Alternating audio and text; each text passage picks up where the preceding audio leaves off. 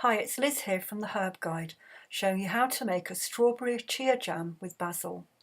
You'll need strawberries, honey, lemon juice, chia seeds, which you can find in most grocery stores, and I add basil because I'm editor at the Herb Guide and I had to have some excuse to make jam.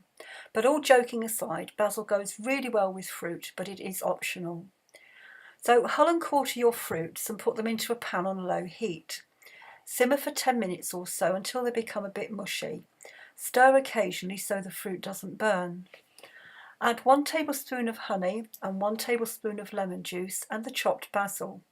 Let it simmer for a couple more minutes. Squash the fruits either using the back of a spoon or a potato masher. At this stage, taste to see if you need more honey or lemon. Add 2 tablespoons of chia seeds and stir it into the fruit mixture.